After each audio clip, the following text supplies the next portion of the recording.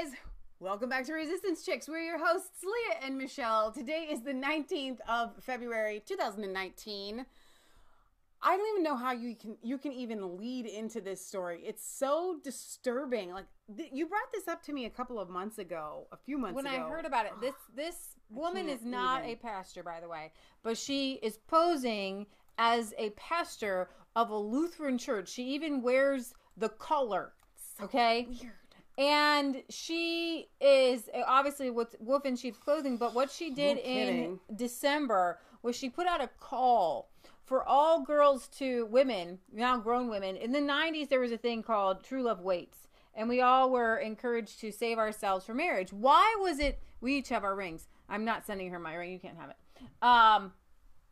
The reason this happened in the 90s was because there's a lot of divorce, a lot of people having sex outside of marriage, a lot of babies being born, and a lot of heartache and a lot of things going down. Right. And while I don't think every church did it in the right way, the heart of the matter is God has designed something perfect. Yeah.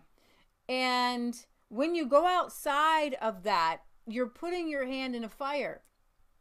And you're going to hurt yourself, and you're going to hurt other people, and future children who may be born outside of a loving mother and a father and wedlock and things like that. So you basically saying here, it's kind of like telling kids, hey, go to college and get a good education or something like that. Something along the lines of good, sound advice. Yeah. So you watch, let's say, It's a Wonderful Life. Yeah. And you see George Bailey. Right? George Bailey. And you see him fall in love with, what's her name now? I can't remember it. From It's a Wonderful Life. Right. And they fall in love and they get married. And so when you watch these movies in the 40s and 50s, you see a lot of like instant marriages. You see them ending in marriages. Yeah. Because as one of our dear older friends from New York used to say, Jerry, you might go necking in the car, but you wouldn't feel her up or something. You just saved you did. It wasn't about saving yourself from marriage. There wasn't the concept for the majority of people was that sex was for marriage. Right. He's an older gentleman. He's since passed away, so he had some authority to stand on. Where we had asked him specifically, we asked a couple of older people. We asked a lot of older people. Okay, did people really sleep around back then? Because the modern premise is that they did it anyway, and they just didn't talk about it. But first of all, there was no abortion clinics and there was no birth control pill. Okay? So we talked to people in their 90s. We talked to one of our friends, Louise, who was 101 when she died. Yeah. And I said, in the 30s and 40s and 50s, were people sleeping around? And she gasped at me and she said, no. No, she said there was one woman who was known to go around. Yeah. Okay? And that's why when you would see the sailors in World War II going away, they get married real quick. Right. They would marry before they would go. Exactly. And it's always been known throughout history that you don't have sex before marriage because a baby You've got the scarlet letter. There was so much shaming. Now, whether you agree with that being okay or not, it's a fact, and you can't deny it. For a sound, and I get it, the people who say, well, just saving yourself for marriage does not indicate a sound, solid marriage. Absolutely not. Agreed. Absolutely not. That's one component to this whole sexual revolution that Gloria Steinem, who got this sculpture from this woman, who helped to what she did with this feminism, saying that women can have just free sex as much as men can and liberate them and freedom. When you look at these women, do you think to yourself, wow, they are the epitome of femininity, they're people I want to aspire to be like? Absolutely not for me. Okay, when I look at people who I aspire to be like, I look at like Anne Graham. I think she's a beautiful woman. Oh yeah, I think she's got a heart of gold. I think she knows what holiness is about. And I made a post and I was talking about what is holiness. And I said, this is modern feminism. This woman is not a pastor. She's a wolf. She and Gloria have led women away from God's love. Right. What is purity? What is holiness? It's God's love manifest in our lives. Right. Purity is not about the letter of the law. If people have sex outside of marriage, God isn't going to strike them with lightning. It's literally your parents saying, I want what's best for you. This is literally what's best for you. I have seen your future. God is saying, I've seen your future. Right. When you take this path, this is the best one for you. And to say I don't want the best path is absolutely insanity. But purity is not about the letter of law, but allowing the Spirit of God to flow through our lives, giving us power and keeping us in the plan God has for our lives so he can give us a future and a hope. Ladies, you know you were on the right side of his history, when you are on the opposite side on a topic like this as these crazy feminist women pastors. Fuzzfork says, in the 1960s, if a girl got pregnant, she went out of town to have it or she gave up the baby. Jean says, the road to hell is paved with good intentions. Here's the thing. Before the birth control pill in the 70s, women got pregnant a lot quicker. And so you knew if you were sleeping with somebody, you would probably eventually get pregnant or you'd have to have an abortion. So first they legalized pornography, then they legalized contraception, and the idea is to become baby killers. Yeah. That's what we're seeing. Well, we have to begin to rewind time when we're looking at infanticide, which is where we have now officially reached. It starts at pornography, viewing other people as objects or as sex as a means to a pleasurable thing, like sitting down and eating a piece of cake, not realizing that a cake is an inanimate object, but a person has a soul, and it has. When you connect with that person in that intimacy, there's literal lightning, there's literal electrical, spiritual, emotional connections that you are making. And when you are not married with that person, you are literally breaking parts of your soul. You're breaking parts of that electricity, and you're going to have to go and allow God. And I tell this all the time, go and get it back because God can heal it. But why break your arm even knowing that God can fix it? Yeah. So that's really good. When we talk about all the, people like Hugh Hefner, and it was men who helped invent pantyhose and birth control and abortion and the bikini, and it was a man who invented the bikini. All these things put women literally in a toxic patriarchy way. Right. Is a toxic manner. Yeah. Okay. It's literally the opposite side on the opposite spectrum, the opposite extreme as Islamism. Yeah. Okay. When you objectify women and just use them for their sexuality, and then what women did, rather than stand their ground and say what you're doing is wrong with objectifying, we want to be loved, we want to be provided for, we want to have a purpose in life. They said, well, we just want to be like men. Right. I remember Loretta, the singer, Loretta Lynn, she said she got married really, really early and started having baby after baby after baby. 14 or something. And she's like, I was so happy when the birth control pill came out because then I could have sex with whoever I wanted, whenever I wanted, and not have to worry about having no stupid babies. She hated having these babies. Yeah. Okay? And that's a broken mindset. It's a broken mindset that says that would allow a child to be married at 14 anyways. And when we talk about a women needing purposes and women needing careers, I was so happy that Prager came out with Dennis Prager came out with an article saying that it's not a good thing to have more women in the workforce. Despite what Donald Trump said during his State of the Union address, most women don't want to work outside of the home, especially women who have children. Okay? Because if you are a healthy woman, nothing on the face of this planet would never want someone to take your child away from you. It is a broken part of you. You've lost a little bit of your maternal instinct to hand over, especially an infant. Now, I kind of understand women who put their kids in public school at 5 and 6 years old and then go back into the workforce. Right. I kind of get that. That kind of makes some sense. But the nurturing part of infant to 5 and 6 years old, you wouldn't want to hand that over. And what do we see? We see daycare workers abusing kids, sexually molesting kids. Now there's nanny cams where you see these nannies throwing kids around, hitting kids, and you just never. And he dry fits them. Okay, but you could just knock them apart and take them apart. But without that glue, it keeps it stuck together. So God gives you this awesome thing to where you're arguing or you have a bad day or whatever, and He gives you this sexual relation, and it creates hormones and stuff like that. But it's supposed to be designed. You're not just we talk about this. You're not supposed to take glue and just like throw it in the air. There's a purpose for glue. Right. Okay. There's a purpose for sexual relations, and you want to use it rightfully. And if you don't have a purpose, if I'm not doing a project that needs glue, I'm not going to get the glue out. Okay, so hold the phone here because you're 100% right, but I do want to address one of the comments here. So, Paul, somehow in listening to all of this, I don't know if you are like extra sensitive to things, but you're not quite hearing us correctly. Well, I have a little video here. Paul says, no, I'm out. Just keep blaming men. Once women can admit that they have been a massive part of family breakup and give up their forced power over us men, then bye, it's not going to work.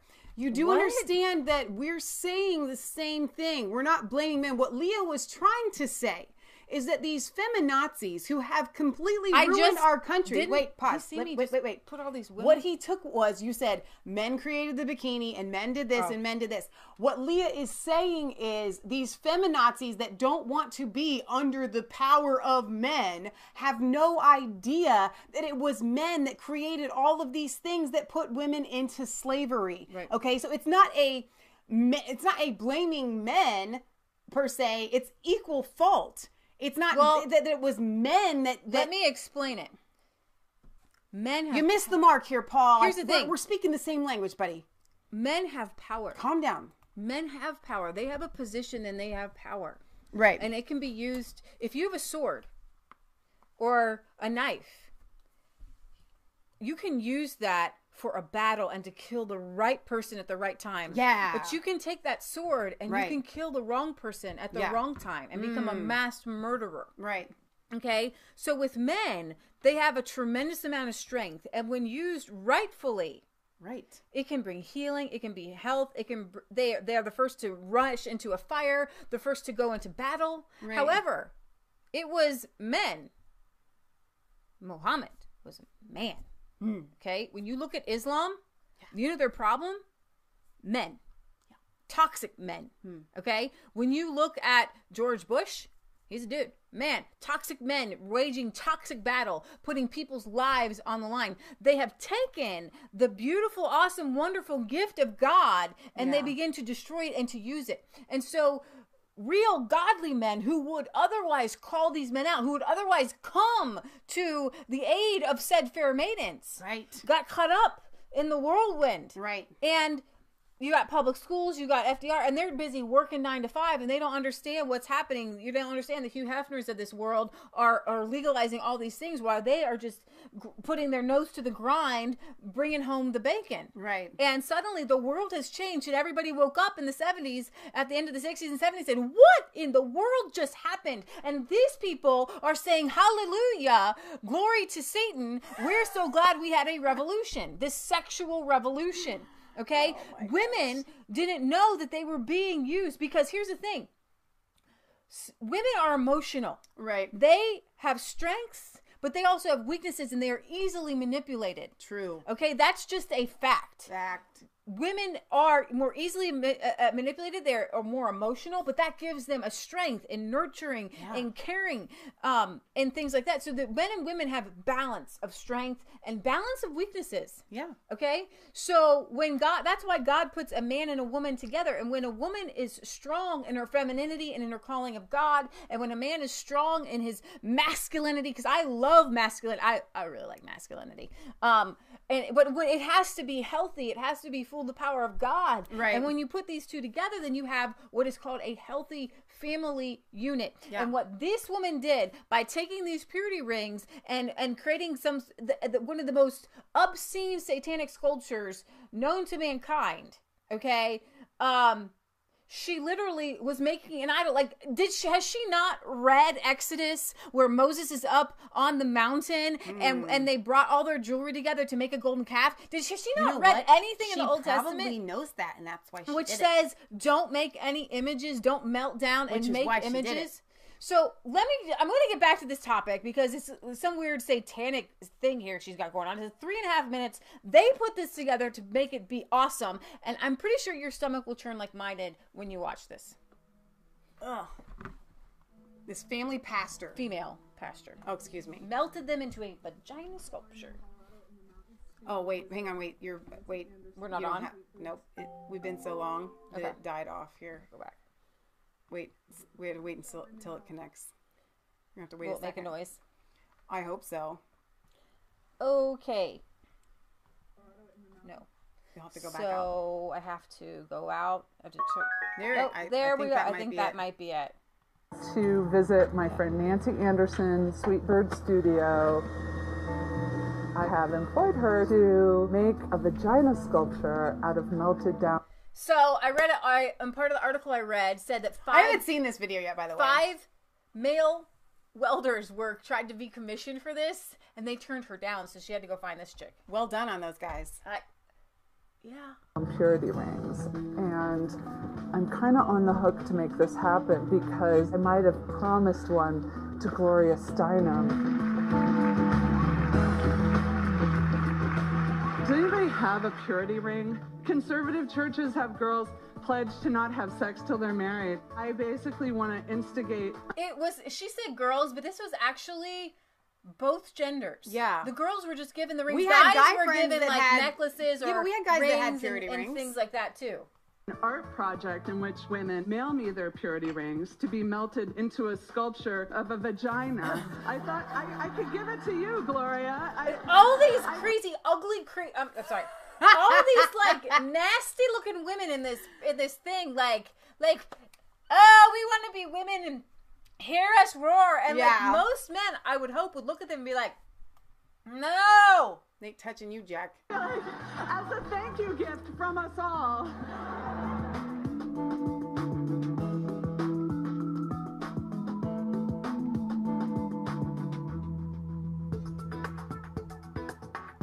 The response was overwhelming. Are they in There's here? really not that many there. Special box. There's really not that for many the there. rings. Are you ready for this? I think so. I mean, there's so much powerful energy. Oh my gosh.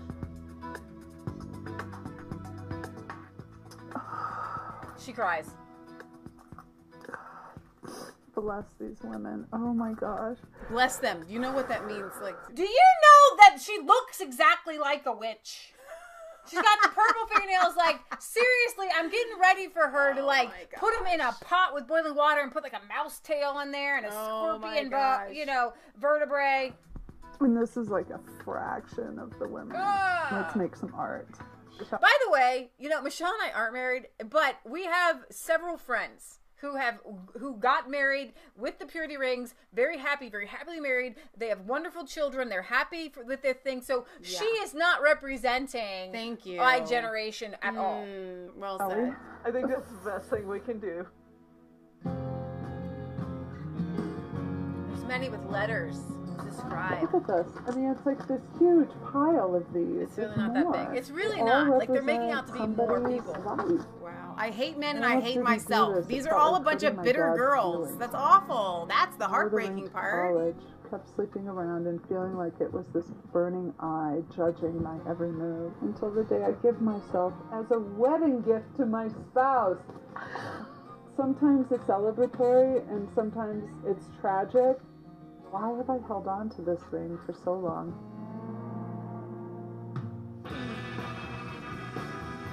Five men declined to melt the rings. She had to make a shape.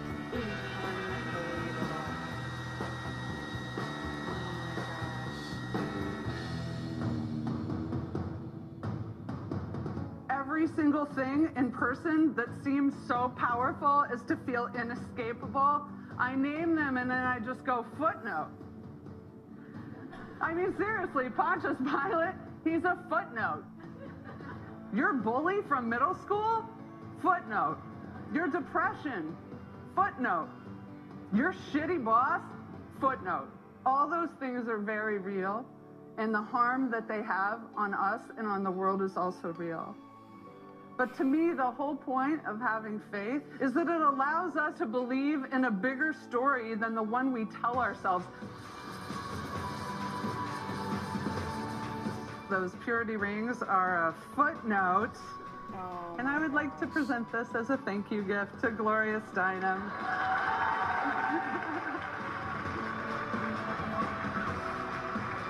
So we had enough of that.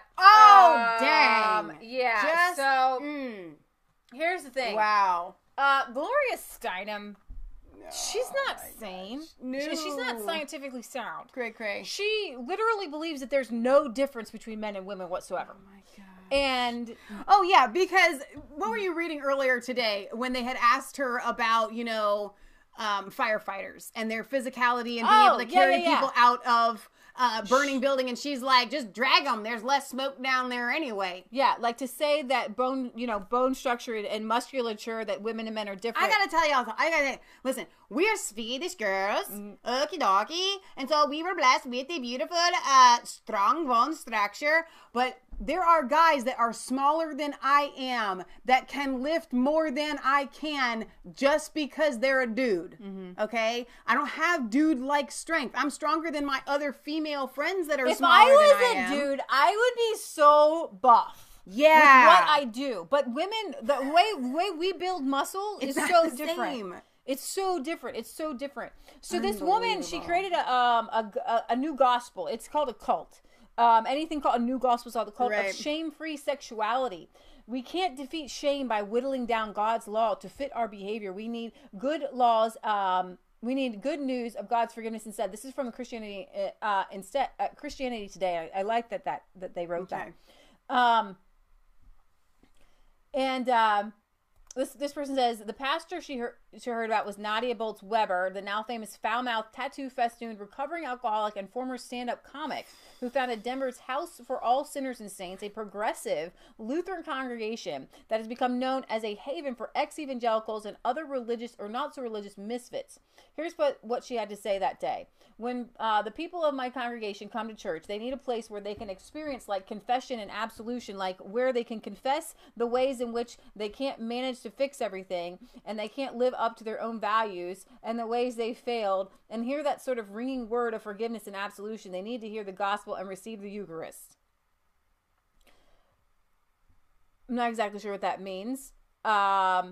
She says, I'm here to tell you, unless your sexual desires are for minors or animals, or your sexual choices are hurting you or those you love, those desires are not something you need to struggle with. They're something to listen to, make decisions about, explore, perhaps have caution about, but struggle with, fight with, enemies, no. And then the message of her book, in short, is that feeling like a transgressor never bears the seed of redemption, and the way to flourishing lies in throwing out any standard that isn't giving you life. She recounts story after story of people who have ditched old Christian rules around sex and have, as a result, experienced a newfound healthy shamelessness. In chapter 1, for instance, an ex-Pentecostal gay woman trying to rebuild her faith in the wake of spiritual abuse and self-harm relates to this woman how she tore out from her childhood Bible the various passages that prohibit gay sex and threw them in a bonfire. Then, carefully removing the 4 Gospels and clutching them to her heart, she went ahead and threw the rest of the Bible in too. The Gospels are the canon within the canon. Well, Jesus said, if you even look at a woman to lust after, you've already committed adultery. Pretty sure that's a thing. Another chapter, Wool's anguished decision to have an abortion at 24. My choice destroyed me for a time, though not because I thought I'd committed a horrible sin or because I felt ashamed. When she finally decided to talk about her choice with fellow teachers at a Christian retreat center, she said, I never regretted my choice because I knew it was the right decision for me. Hang on just one second, though, because we need to establish something here that this woman, Nadia, isn't quite grasping. Now, she says that she's a pastor, okay? I don't buy it for a second. I think she's a Satanist. But if you're going to utilize the Bible, you need to see that in Genesis, God designed a marriage between Adam and Eve. And not only that, but it continued throughout the ages. What you do to women when you tell them to have free sex is then you actually increase the quote-unquote patriarchy, because now a man can have sex with a woman and not have to be committed to her, not have to love her, can treat her as an object, can leave her left with a child or having to have an abortion or something like that. Like, it literally belittles women in the eyes of men to have sex with them outside of marriage. I have spoken to so many young, like Leah and I talked to you guys about how we worked with young men down at Teen Challenge. Not only that, but I have spoken to many other men throughout my life. And they will tell you readily, and I want to hear from you men in the comment section, that if a woman gives free sex just, you know what, I don't have any. I'm not talking about people sleeping outside of marriage in a committed relationship that they've been in for a long time. That's not what I'm talking about.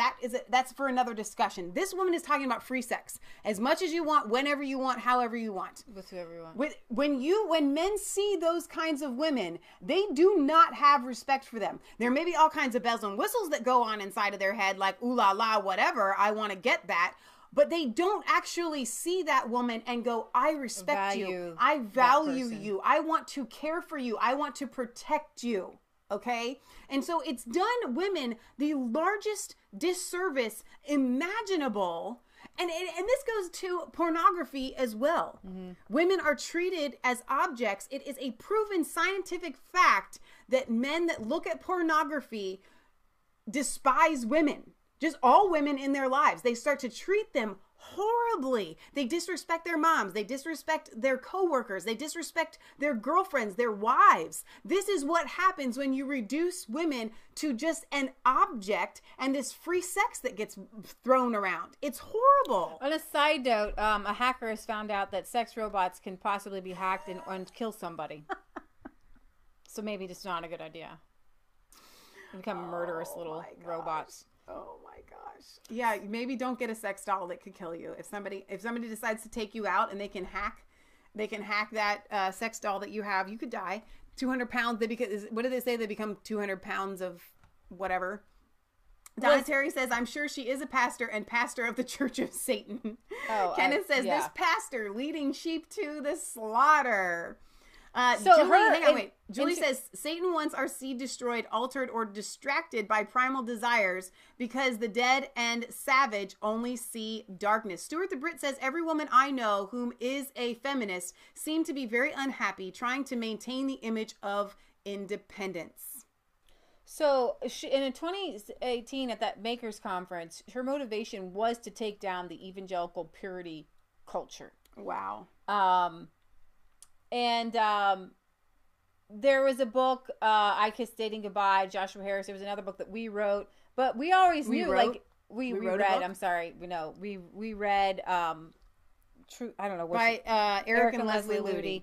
And it was more on courtship and allowing God to lead that. The whole culture is pushing people away from family units, and that's the key. I think that's the key. What you're getting away when you see these women here, you're getting rid of the wholesome, healthy family unit, because when a person is alone, then singled out, they're way more easily swayed. Yeah. Your family union is designed to keep you from making bad choices, to keep you from having people lead you astray or attack you. And we have right now we have this general sense among millennials that they're so needy. And there have been studies that found that kids who went to daycare are more needy. It's awful. In college, because what happens is you don't develop a strong sense of yourself that moms are supposed to instill in you. When you literally take away the idea that a mom should raise and nurture a child, you're getting rid of the whole essence of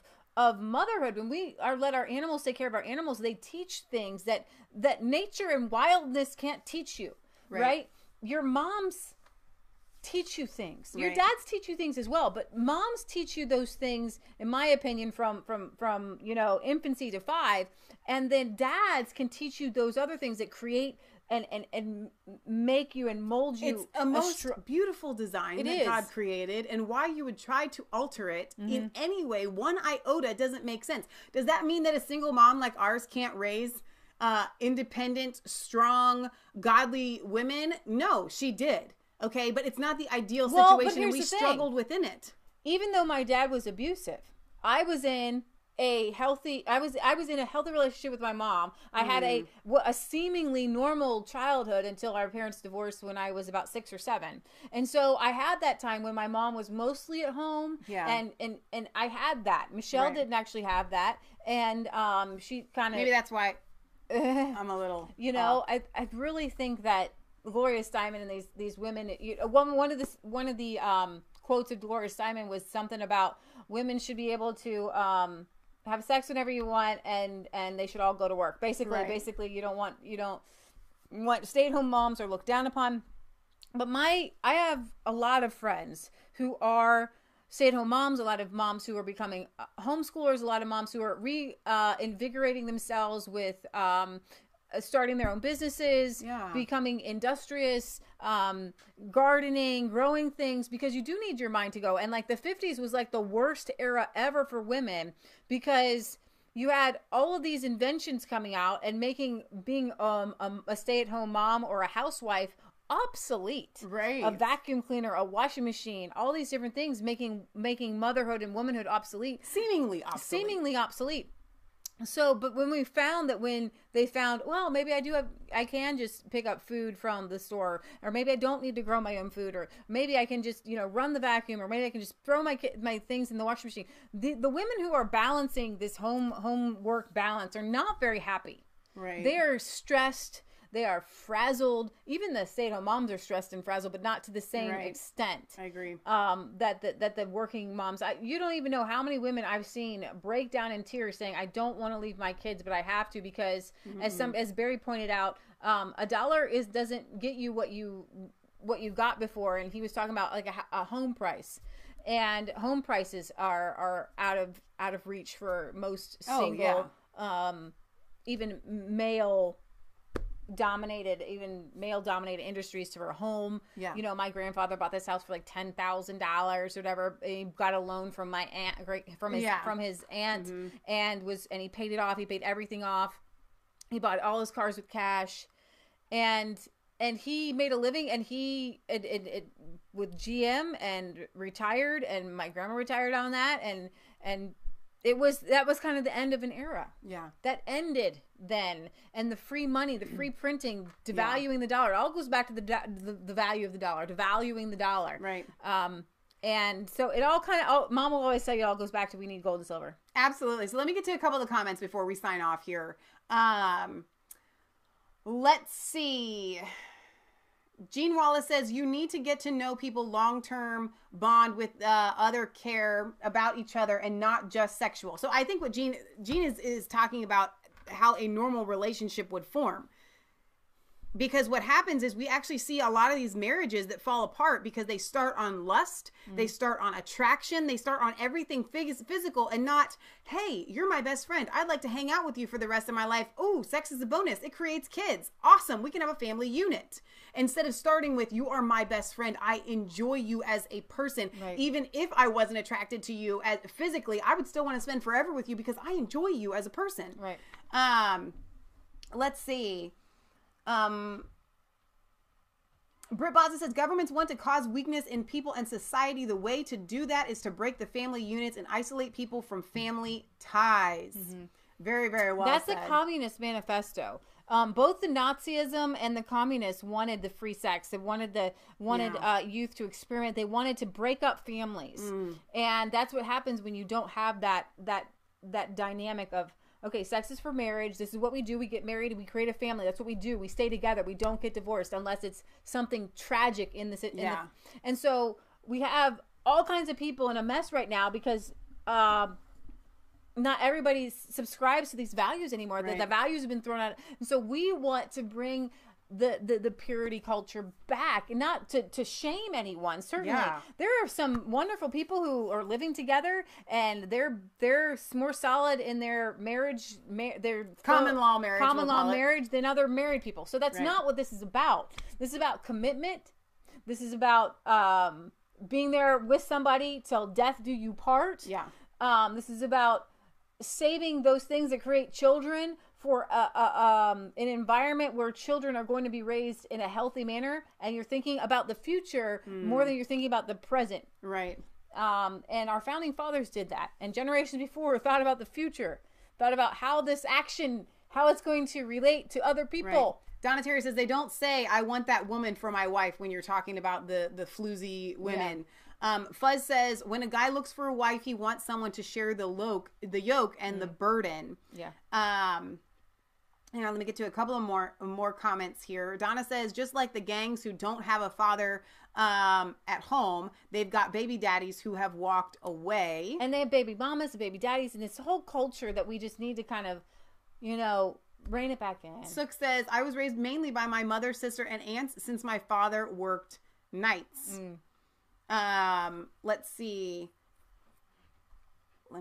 There was a couple more that I missed. Okay, so Jean says women sexual predators are not happy. This only lasts a short time. Then they can become bitter feminist man haters. And see, what you have as a side note here is these weird 30-year-old teachers who are that now because they're not special anymore. Yeah. To, all the naked selfies, it's like it's oversaturated. Guys aren't really turned on by it anymore. And that's sad, too. It's really sad. So what they have to do is they have to go after the newbies. The guys who just have their testicles come out. And that's why they go younger and younger. So they have to go for the 15-year-olds and these young guys in their classes because they're sick in the head. Yeah. And the men around them, they're not taking the bait anymore. They're not. It used to be that the actors and actresses, they got attention because they were the very few, who would be a little floozy here and little do this here, and they love the attention. That's toxic femininity, is loving attention. Kim Kardashian has major toxic femininity because she thrives off of people looking at her in a sexual manner, right? And it's very toxic. And it's not right. And it's harmful to society. Kenneth Curtis says, free love has a very high cost. David Z says, David and Bathsheba. Let's see. AK says, we need homeschooling in Europe too because the kids are being taught this transgender stuff in schools. Yeah. Let's see. David says arranged marriages. Let's not go that far. Okay, I think even the a Bible virtuous woman choosing. is worth far more than rubies. That's Proverbs 31 for you. Should we sing our song? Sure. In with that. Which one? Our song. The song. The song. Okay. Yeah. You got it? Well, it's right there. Okay. I mean like you have. Okay. We just know You just know it. So we wrote a song. I'm not going to tell you how old we were when we wrote it. I'm not going to tell you how old we are now. Some of you know how old we are. I'll tell you what I'm worried about. What? Don't worry. No, the microphone. The last time I switched it over, it was really, really loud. Okay. Remember? So what I'm going to do is I'm not going to switch the microphone around. Okay. I'm going to leave it on this mic and hope that the volume picks up. Okay. So yeah, like Leah said, this song, we wrote at the time we were getting our promise rings, quite literally. Okay, a little bit after. You're right. Leah's got to go. Oh, I didn't bring the pics down here. Because we had a lot of people that were actually supporting our decision at the time. And I'll be honest, anytime I've ever gone anywhere and someone has asked me about my ring, I always get support. Every once in a while we get the kind of, especially when they find out how old we are. It was really cute and fun when we were younger. And then even in our 20s, it was cute and fun. But the older that we've gotten, people start to look at us like we're a little bit cray-cray. I made the commitment. I'm not going back on the commitment until such a time. I'm not actually going back on it ever. Until such a time as I get married, this commitment stands. So, yeah, but this song is about saving yourself for marriage and the value that is therein to be had. And this feminazi woman, Nadia, totally threw that out the water.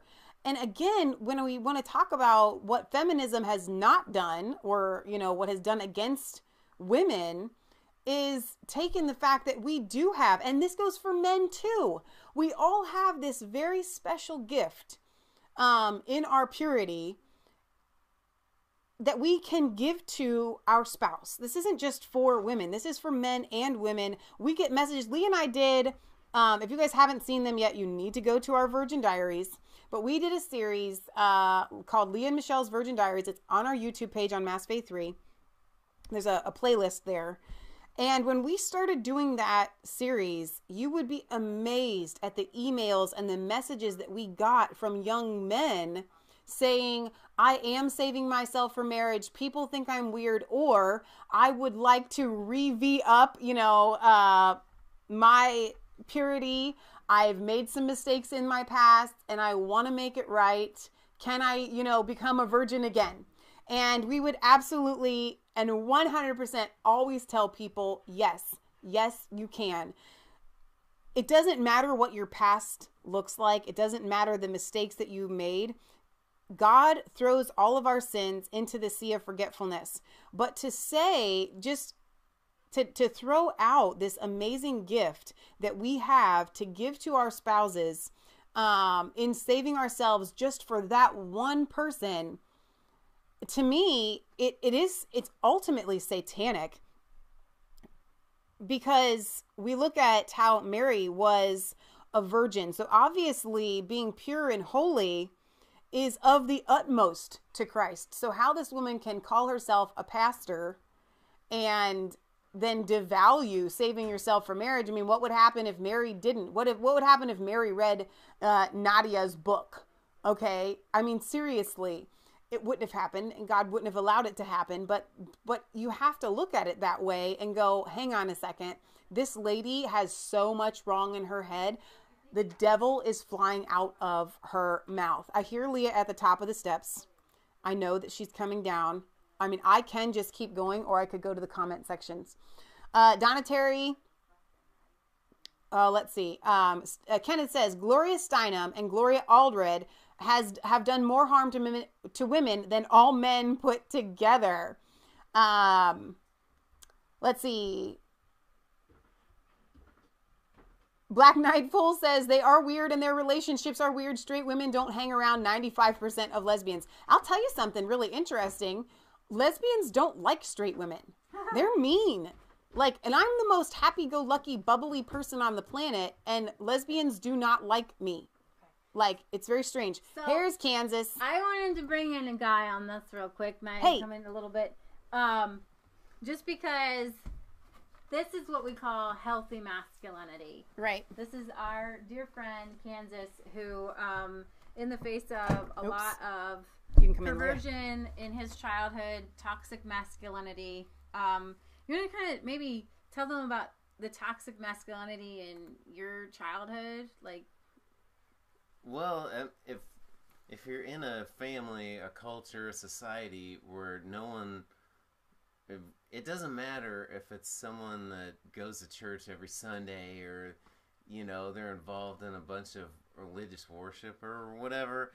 I mean, Jesus had plenty to say to the Pharisees, and, you know, they knew the law inside and out, and, you know, they thought that they were really super spiritual. But right, if it comes down to, are people saved by the gospel of Jesus Christ? Do they, you know, profess him as being their savior? Are they, you know, actually interested in walking with him every day? I mean, anytime you're not grounded in that, then you're just going to be lost and just going about like a ship in the sea in the midst of a big storm or something. You know what I mean? It's like wherever the wind blows, everyone just kind of goes, and there's nothing to really get grounded on.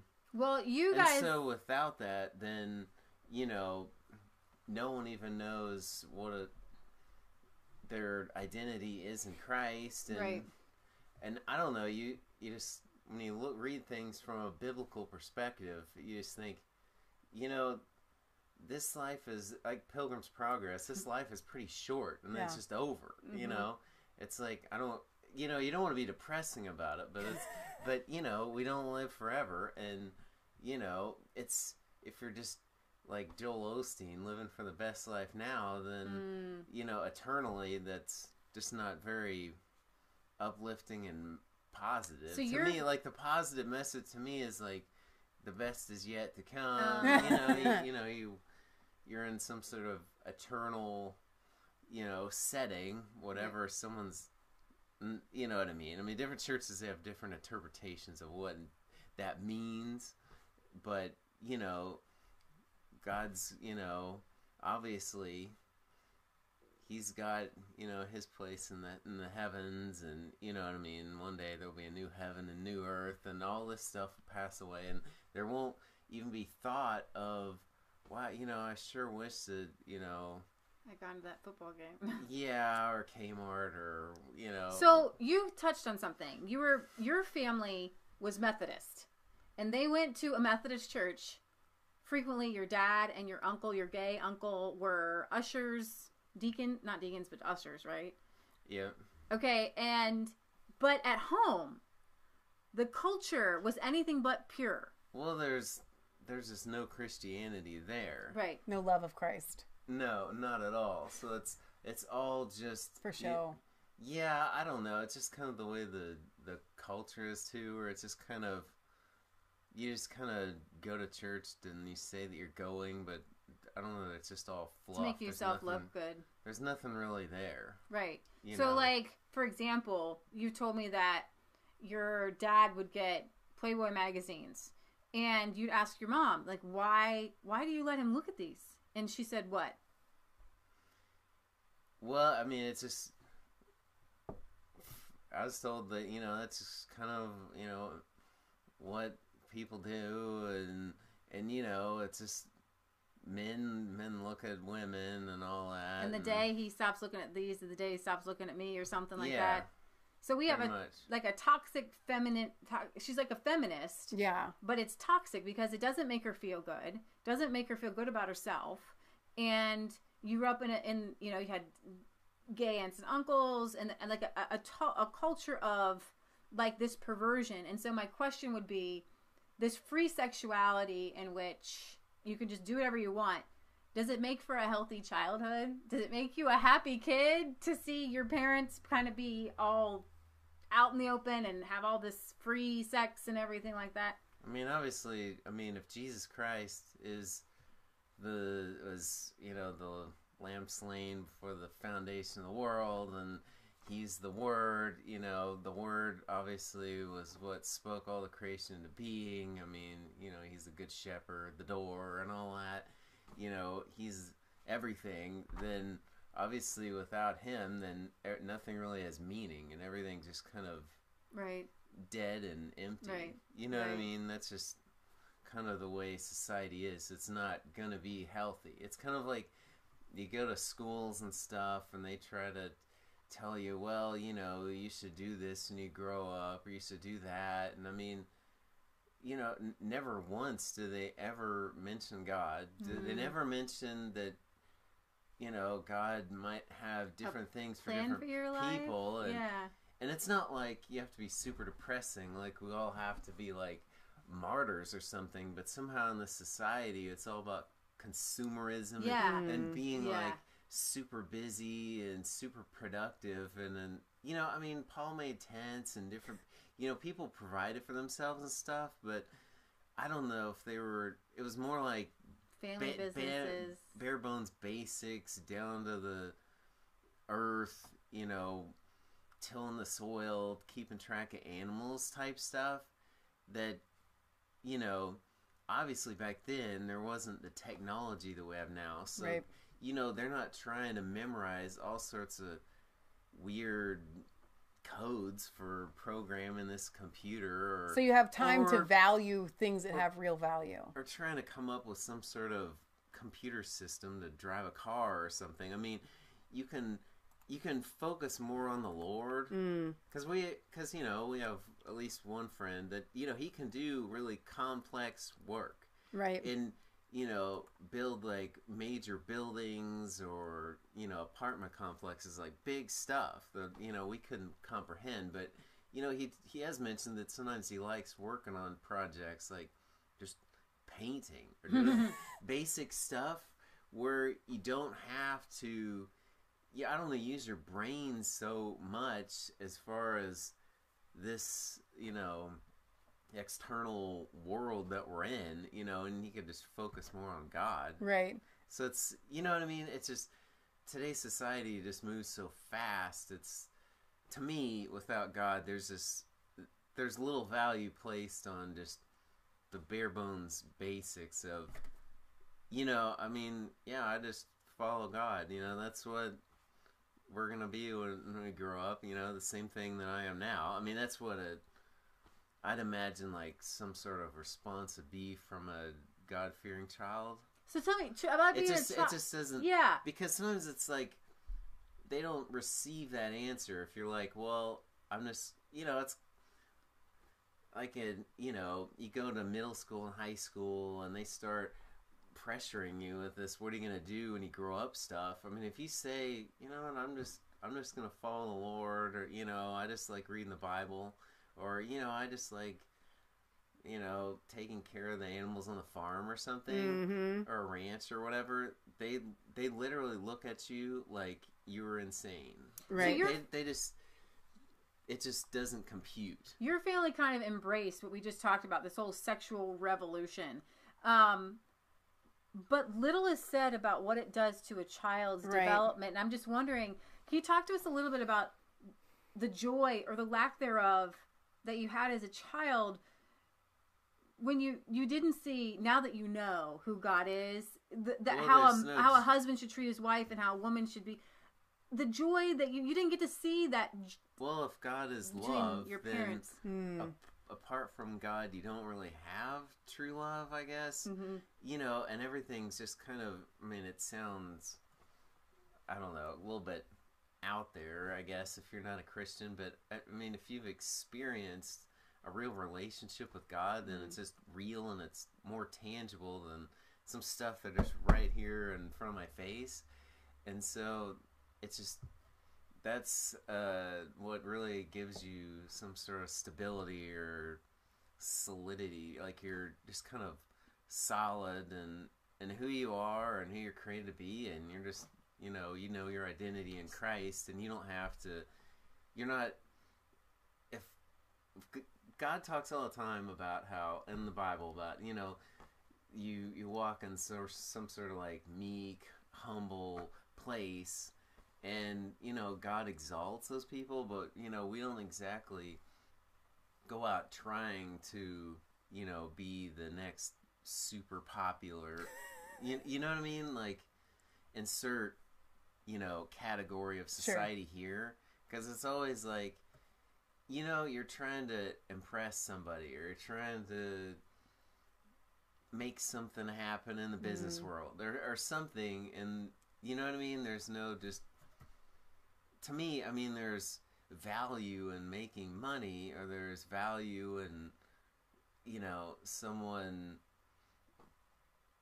caring about your looks, or, you know what I mean, or some sort of lustful conquest or something. But there's no real substance there at all. It's just, so we're talking about your childhood, and you're gonna maybe give a word of, I've been there as a kid, and this is the kind of relationship I would have wanted my parents to have. As you know, tell people from a child who had the joy sucked out of him because his parents were Gloria Steinem people. Well, for one thing, with evolution, it's kind of like, we're sort of taught that, well, you know, the world just kind of this spinning ball suspended upon nothing, which, you know, before satellites and space travel, like, God showed that to Job? You're kidding me. Wow, who would have thunk it? You know, the earth is hung on nothing. But, you know, it's like we're just like these animals, and then we're just kind of, when you look around and you see a squirrel get hit by a car or something when you're a kid, or like you know what I mean, like a cat or a dog would get hit, or a deer, you know, you see deer and stuff on the side of the road.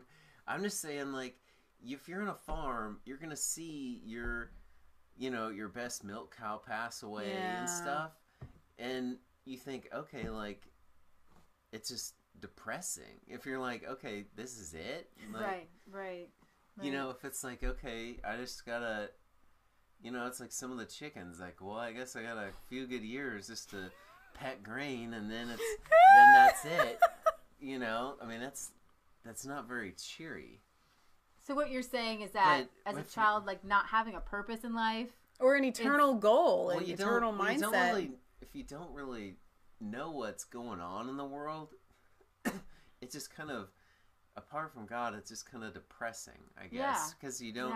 No one really has a purpose, and it's sort of like, well, people sort of just, I guess, two people sometimes they just get married, and, you know, there's no real plan there. It's just like, you know, you just happen to be in the same place, same time, and I guess you just start hanging out and you Right. get married or something, and then they make me feel a certain way. It's all about how people feel. and then you just kind of they get married, but then people don't really like each other. They just sort of tolerate each other, and then there's no real love between parents or parents to the children. And it's just Right. kind of like, well, blood's thicker than water, or however it goes, and we're just gonna just kind of stick it out and do our thing, and So there's just no joy, like God created you, your ideal childhood would have consisted of what? well obviously if God's And in reference to your parents. well obviously if God's stable, then there's extreme peace that comes from knowing that, okay, God orchestrated parents to, get married and stuff, and then they obviously have a really close relationship, whereas most people, there's a lot of people in the world, it's more like, you just kind of use people to your absolutely. to your own gain. Absolutely.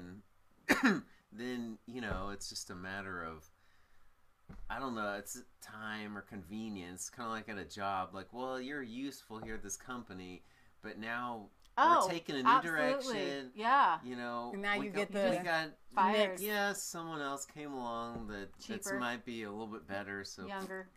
Yeah, if you know that your parents are called to be together by God, then they can have a really close relationship, and they want to know every little detail about each other and how the other one thinks and what God created them to do. And there's a really deep, loving relationships. It's not like it's like some sort of like stoic robot relationship. So the But- free sex society devalues the child. Yeah. You don't have value. It wasn't this amazing, beautiful act or this beautiful relationship or love that we have in So God how does that love created you. trickle down? Kind of explain how that love trickles down to the kids, right? Well, obviously there's stability. Yeah. The key word, I guess. I mean, that is the key. if Stability is the key. the kids are going to be really stable if they know that their parents aren't going anywhere. You know what I mean? Right. Absolutely. Absolutely. That mommy and daddy are created by God, and they have a purpose and a plan for their life, and God brought them together, and they can't ever conceive of the idea of not being together. Yeah. Right. Then the kids can just rest easy at night knowing, okay, daddy's not going to run off with the neighbor lady or something just crazy. You know what I mean? Going after the milkman. Yeah, it's she met someone that's bigger and better or something. Richard. You know what I mean? Yeah. So, Serge said hi. He said, "Hey, Matt." Hey, Serge! Yay! One of our good friends. He's the guy who made the song at the beginning and the end. Oh yeah, that's right. So You actually, hear there's it more now. song to the Thunder and Lightning at the beginning. You can find. I always put the link at the end there for what is it, Planet Dominique or something at the very end. But yeah, I think you really wrapped it up with. I'm just so glad pointing you it- came in for a second. I saw you It's sitting just up there, and I was like, it keeps you grounded. It gives Yeah. you something to live for. I mean, it's like in school, you're just kind of going it alone. Like, well, I hope I can make it through this test or something. But if you got something that's Right. infinitely Yeah. greater and more intelligent than you are, kind of backing you up, like speaking into your ear, telling you, okay, go this direction, do this. I mean, it doesn't have to be super complicated. And but so- it just gives you peace that, like people in the Bible, it wasn't always, I guess, contrary to popular belief, it wasn't, I don't think in apostolic times it was like always, just heavy persecutions and people being burned up at the stake and Right. whatever, sawed in half and Right. stuff. But, it's just that regardless of what comes, then God gives you peace in it. I wanted to bring that in to kind of bring it full circle because we were talking about the period rings. Go ahead and say, you can stand up. I'll just say it for one more second. I wanted to bring him in to talk about this, to talk about healthy families, to talk about what was the purpose of the purity ring to begin with. Right. The purpose was exactly what Matt said. To find the spouse that God had created for you, to create stability for you and that other person and for your little people. Right. And so what she's doing by melting those down, she's literally putting a hex and a curse on, trying to, but she can't because of the power of God. And saying, well, we don't want stability. We don't want this holiness. We don't want a one true match made in heaven. We don't care about kids. Right. Well, it's just, if I had to go out on a limb, I mean, you know, just go ahead, we'll catch you. Empty relationships like that. You don't have someone in your life that, you know, it's like you're hanging on their next word or something. You know what I mean? Where you're just really, really close. You don't have that. So it's like there's always sort of this like animosity or something where it's like you just don't click and you just don't really, you're not on the same page. You're not one with that person. Yeah, you just don't fit. It's you know what I mean? It's like a puzzle piece you try to get to fit in, and it sort of looks like it'd work, right? But you know, apart from God and just true purpose, it's like it just doesn't make sense. You know what I mean? I think our founding fathers and our pilgrim fathers knew that the basis of a good society is strong families. And it's not that, you know, in Christ you don't have like storms or trials, right? or something. Because I mean, obviously today's society, we're kind of a fast food society, or everything comes in a shrink wrapped or a blister packed, you know, plastic container at Walmart society, and like, well, it broke, so we'll just throw it out and get another one. And that's what people do with relationships, right? So, you know, it's like a Walmart relationship. If something's of God, then you hang on to it and you don't give up. Yeah. I've seen people at Walmart, we don't want no Walmart relationships made in China. All right. Guys, thank you, Matt, for coming. I'm sure he's got other projects to work on. I could pull him away for a second. But we're gonna. Are we gonna sing the song? We're gonna sing our song. Okay. And thanks, Matt. Kansas. So while really quickly though, I want to pull up the chat so that I can see it, so you guys can tell me if the volume is off, because I'm gonna leave it on this microphone that we normally have, because I don't know if you guys were here. Oh, you know what we could do? I mean, Matt actually said that this might wear out the springs.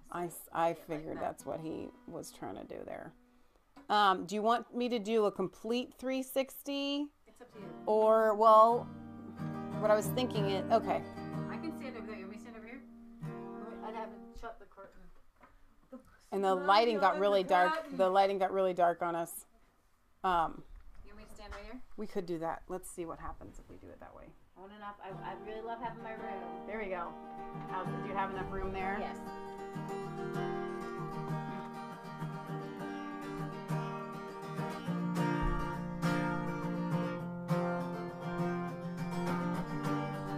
You're on the screen behind us. I don't That's have a little bit strange. Hang on, wait. Well, I guess I'll just leave it. No, we're going to shrink it. No, I want to leave it up for the chat. Oh, well. It's just, you're just going to be on there twice. You don't have a what? I don't have a room. You're in the way. Hang on.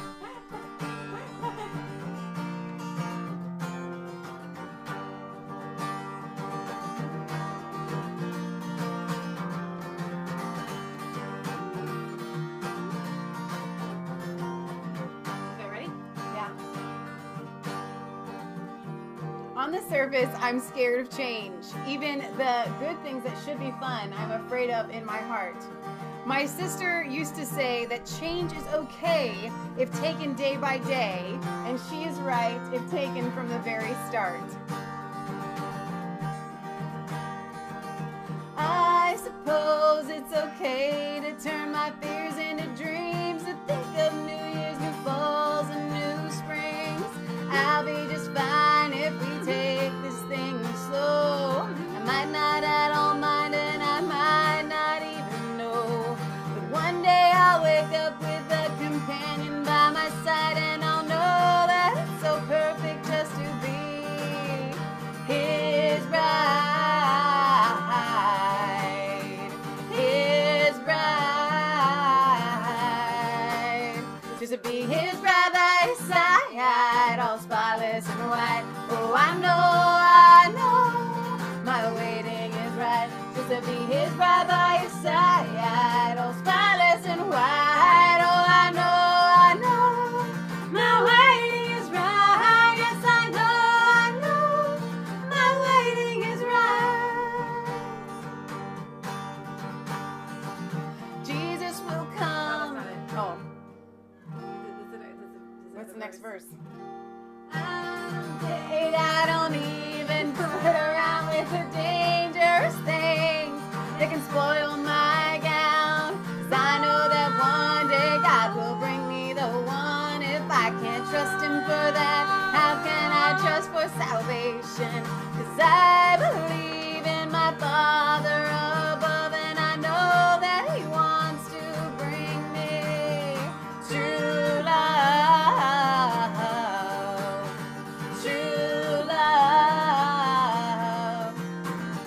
Just to be his bride by his side, all spotless and white. Oh, I know, my waiting is right. Just to be his bride by his side, all spotless and white. Yes, I know, my waiting is right. Yes, I know, my waiting is right.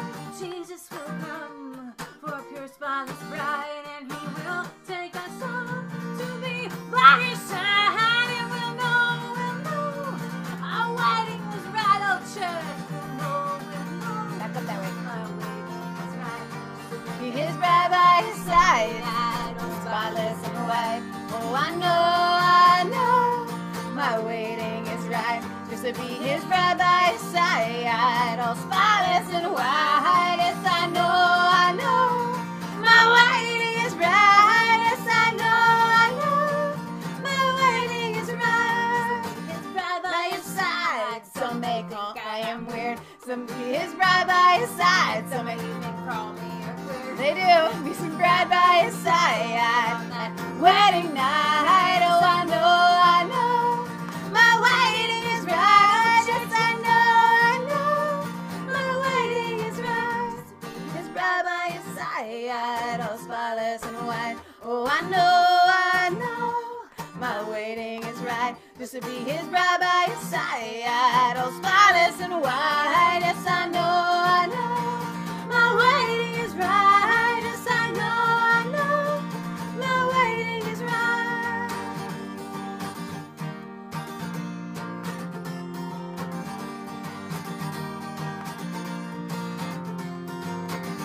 So we live in a culture that doesn't put a lot of stock in people saving themselves for marriage. And so a lot of people have gone out and had their hearts broken, and now they say, well, I'm not white, I'm not pure, whatever. You see, Jesus makes you pure. Jesus makes you white. And even Justin Bieber, he waited. He did. He stopped having sex for a year to Amazing. purify himself for his marriage. Wow. Crowder saved himself for marriage.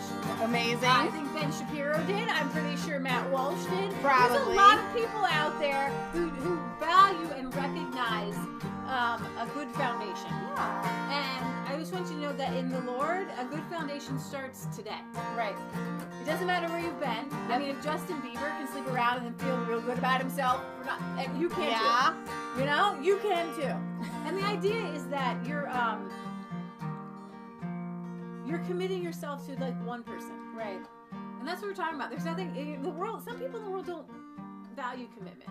Well, but you know what I think of is we all know this, that we take our broken hearts and our past relationships forward into all of our next relationships.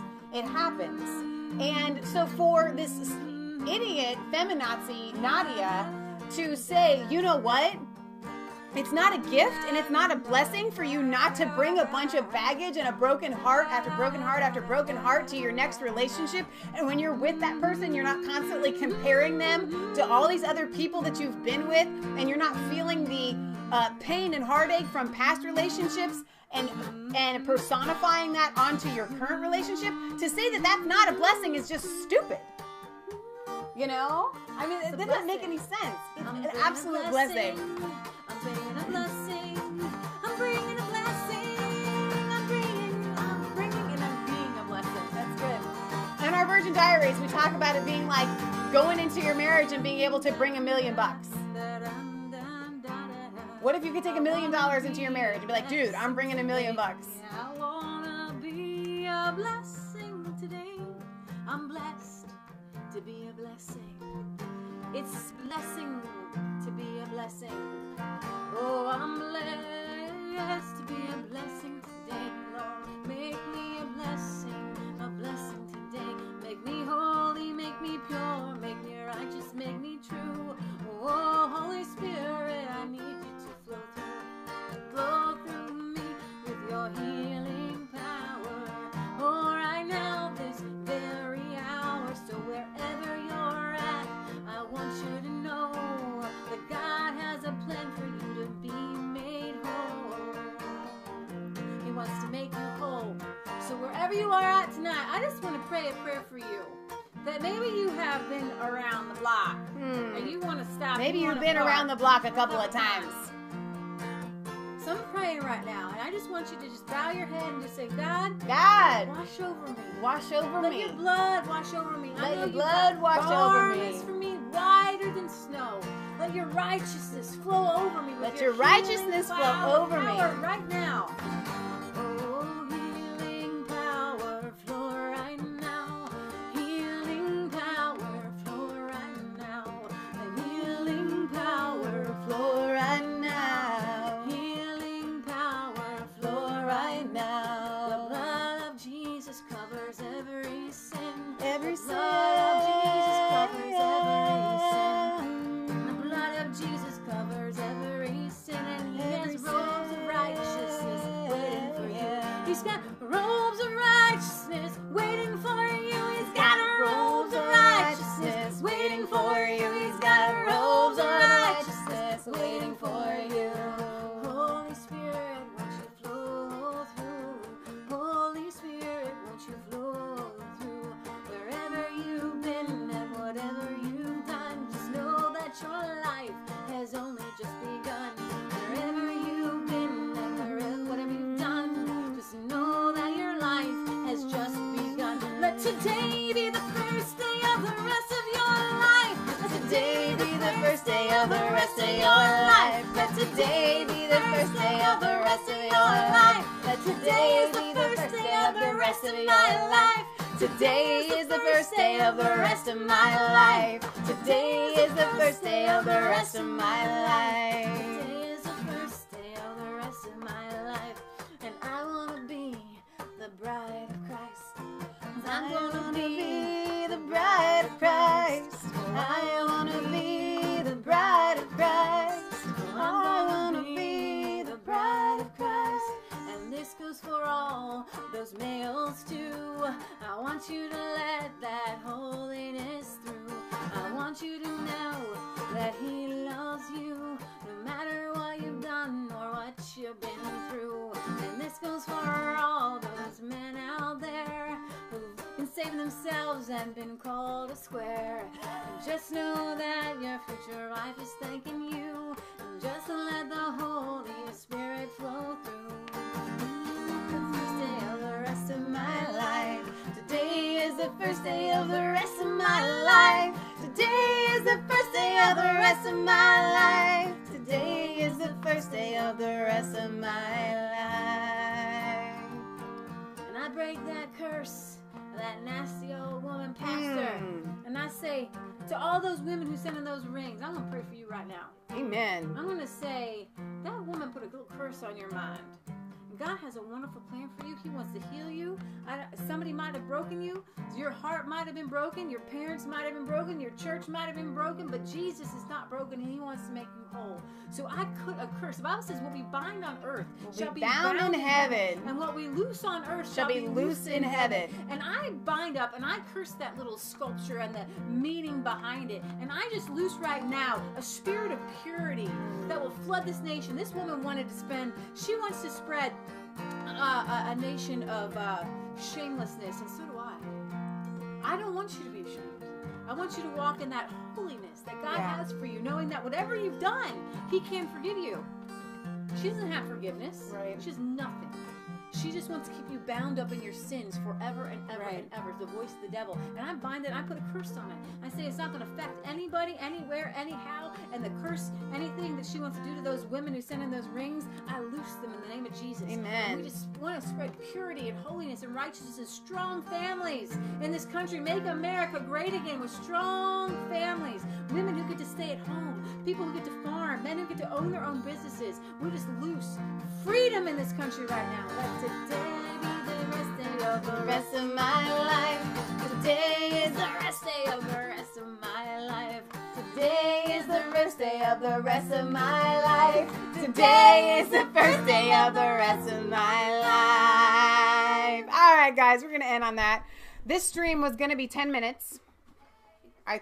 And this is still playing. I didn't know that was going in the background. Sorry. Oh, was it that? How bad it was? No, I don't think they could hear it. They didn't say anything. Maybe you guys were just being polite. I don't know. Right? Nah, they echo. We just had an echo. No echoing. Background voice.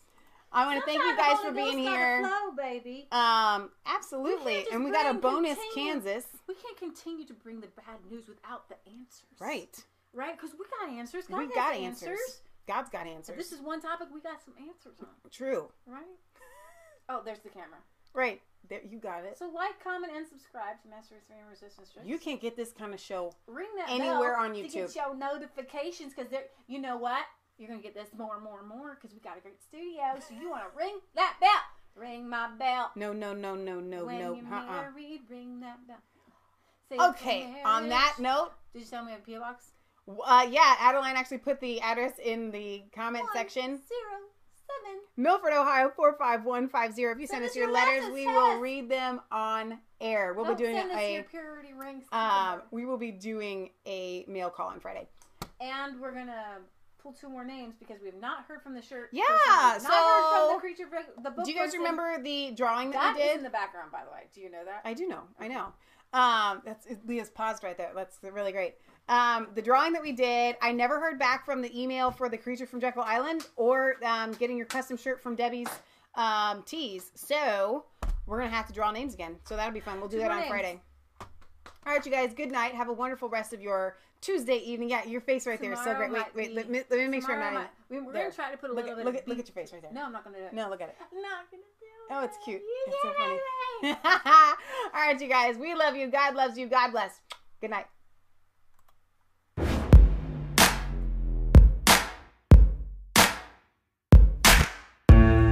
Was cold.